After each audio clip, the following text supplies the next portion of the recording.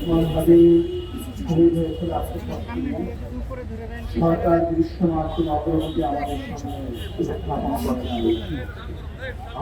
আপনাদের মাধ্যমে সরকারের কাছে একটাই দাবি জানাচ্ছি, শহীদ ওসমান হাদির গোটা চক্রকে জাতির সামনে উপস্থাপন করুন।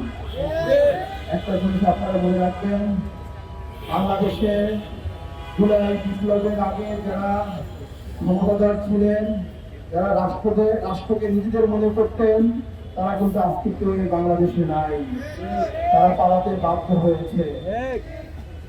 ওসমান হাদির বিচার যদি না হয়, আপনারাও একদিন বাংলাদেশ থেকে পালাতে বাধ্য হবে।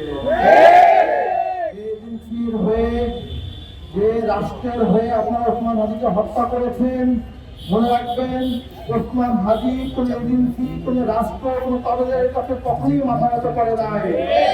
যদি মাথা নত করত, অন্য অন্য বিক্রি হওয়া নেতাদের মতোই সে সুখে জীবনযাপন করতে পারত।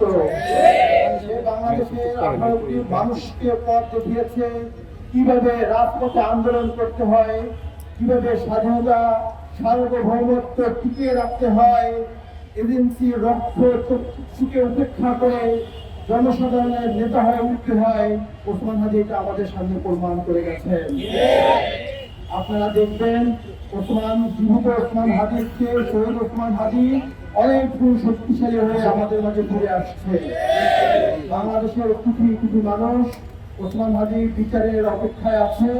সরকারের কাছে আমি অনুরোধ করব, আপনারা যারা রাষ্ট্র ক্ষমতায় থাকাকালীন অবস্থায় ওসমান হাদিকে হত্যা করা হয়েছে, এই হত্যার দায় আপনারা এড়াতে পারবেন না। আপনাদেরও বিচার হবে, আজ হোক 10 বছর পরে হোক, বিচারের কাজ দ্বারা আপনাদেরকে দাঁড়াতেই হবে।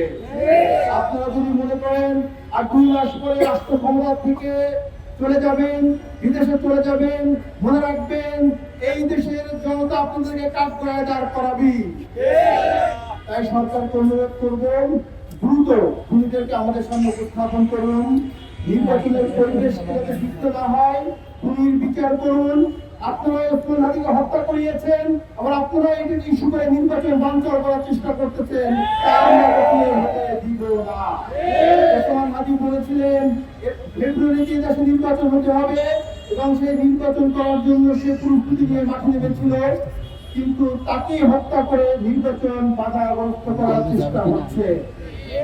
প্রিয় বিপ্লবী জনতা, আপনাদের কাছে অনুরোধ থাকবে, আজকে আমরা শহীদ শপথ পাঠ করার পরে পরবর্তী প্রোগ্রামের জন্য অপেক্ষা করব।